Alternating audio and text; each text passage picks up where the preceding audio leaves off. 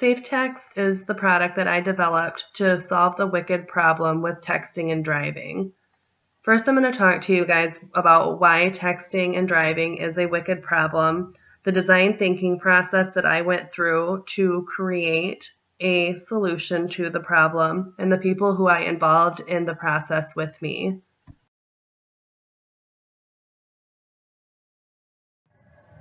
So why is texting and driving a wicked problem?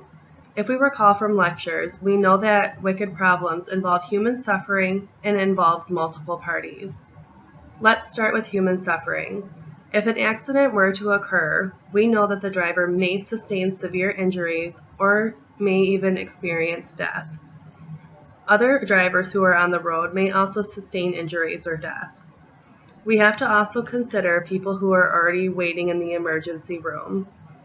If we have emergency responders that have to transport people who are involved in the accident to the hospital, the patients who are already in the emergency room will have to wait if their injuries are not as severe as those coming in. This will indirectly affect these people in the waiting room. So, who does this involve? We know that the individual who is texting and driving will definitely be involved if an accident occurs. If they end up hitting somebody who is on the road, that other party will also be involved if they sustain injuries. We also know that emergency responders are going to be involved if an accident occurs. So this will include your police, fire trucks if there may be fires from engines exploding, we don't know what could happen, and then the ambulance to transport these people to the hospital. Also, the hospital staff will be directly involved to aid to the people who are coming in. So what's my vision? My vision is to bring alive SafeText. SafeText is an app that I decided to develop for this project that will spare individuals from the risks associated with texting and driving. It has become an increasing risk over the years, and it especially involves the teenage community, and I want to find a way to decrease these risks.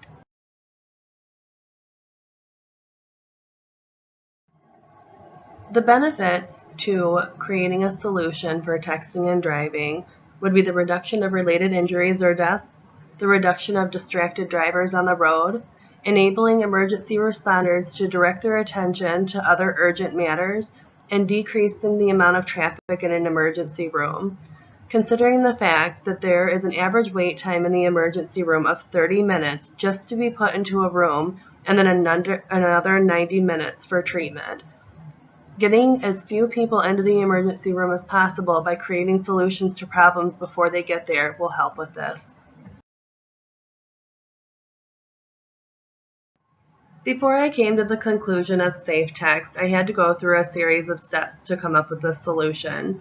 The first thing I decided to do was create a survey so I could interact with my audience. I created a survey that asked questions 1 through 9 that were in relation to texting and driving, whether they consider it a problem, if it's a problem that they want fixed, and maybe a way that they would like to fix it. I then further broke down one of my questions. This is the one that was going to be the most important. This one breaks down the ways that we could come up with a solution and what the actual consumer would like to see or what they preferred. I asked, would they prefer awareness through flyers, awareness through social media such as Facebook or Twitter? Would they like to see a cell phone application development that would reduce the risks with texting and driving, or other? As you can see in this diagram, the top two were awareness through social media and a cell phone application.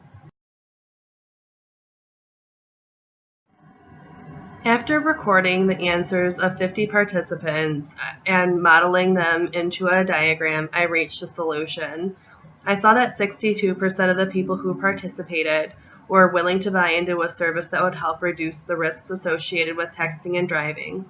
And 52% of these people would like to see a cell phone application that restricts texting while driving, and 42% were interested in a solution that would raise awareness through social media.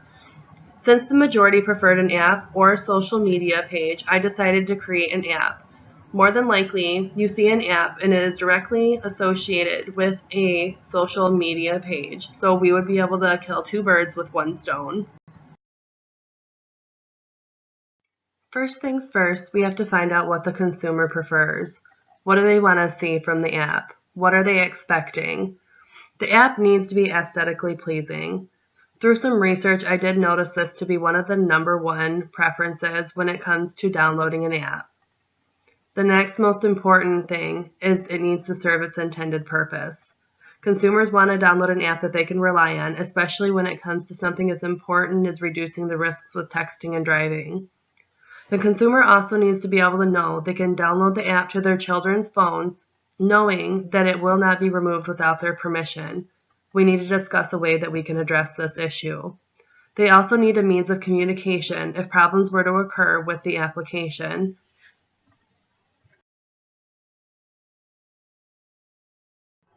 Before diving into creating an app by myself, I wanted to consult with a professional. I did some research and came across a company called KW Works. I was able to talk to a man named Darren. He was one of the professionals that was on site for this company. We were able to talk through email and discuss potential costs of creating this type of an app, the aesthetics that needed to go into it, ways to communicate with the users, maintenance fees, and likelihood of it succeeding. He also asked me questions regarding what I wanted out of the app. I needed the app to keep drivers safe and keep texting from happening while driving.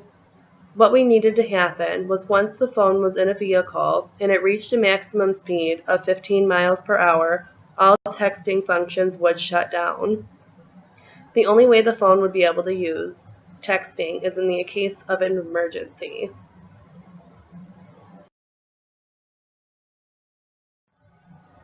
After exhausting the possibilities of the app, I was able to create a design for a logo that would be eye-catching and appealing to the user. Once I created my logo, I created a Facebook page. The Facebook page would serve the purpose of communicating with my users. The users would be able to post feedback, any problems they may have been having, and create reliability for the app. Also, keeping the app secure and serving its purpose would be something that would need to be addressed. I had previously talked about this with Darren from KW Works. We came to the conclusion that we could provide a username and a password if we wanted to download, install, or delete the app. If a parent were to put this app onto their teenager's phone, and the teenager did not want it there and wanted to try to delete it, which they probably would, it would require that they put in a username and password. If parents want to prevent this from happening, they would not give them that username or password, keeping the app on and serving its purpose. Before going through the entire design thinking process that I have just previously stated, I had entertained other solutions for texting and driving through the process of lateral thinking. I have seen many petitions out in the world. I have been asked to sign petitions that are crazy to me, but they end up being approved because they get enough signatures. So one of the ideas I did entertain is petitioning to rid the country of texting through one cell phone provider at a time. I decided not to go this route because it is not probable. We have also seen many things as far as Siri, we've seen Alexa, all these different computational people who are able to help us with our day-to-day lives by just speaking to our devices. Hands-free texting and driving is something that we are starting to see nowadays, but it still does not delete the risks caused by texting and driving. It will still create distractions. I've also entertained the idea of putting age restrictions on texting. Just like on a YouTube channel, if you were viewing any sort of mature content, they require you to put your age in there, your username, password, and assorted different information to be sure that you are of age to view that content. This is something that I had considered if we were to put age restrictions on texting. Once I had decided on my product, its design and intended use, I started to review the cost structure and how to earn revenue to keep the app up and running. First, I considered the cost. If I were to continue with my professional relationship with KW Works and partner with them to implement my ideas for Safe Text, I would pay them approximately $75 per working hour for their services. They estimate production to take up to 3 12-hour business work days, which would result in an expense of $2,700 for startup. Next, I would face a fixed cost for maintenance estimated to be 15% of the startup cost, which would be approximately $405 annually. I would also need to consider my types of insurance that I would need to protect myself from any fraudulent activity or suing. The first one would be cyber liability insurance. This one would protect me if I were to be hacked, where my system was hacked, or my client's applications were hacked. This would cost me approximately $675 per year. The next insurance I would be looking into is the errors and omissions insurance. This one would protect me against unhappy clients and lawsuits. This cost is estimated at $755 annually. Though I would be paying close to $5,000 within the first year for startup, costs would decrease to an eventual $1,830 per year. Then we have to consider the revenue. On average, a mobile app costs $4.99 to download and install. Leveraging the results from the survey, 31 people stated they would invest.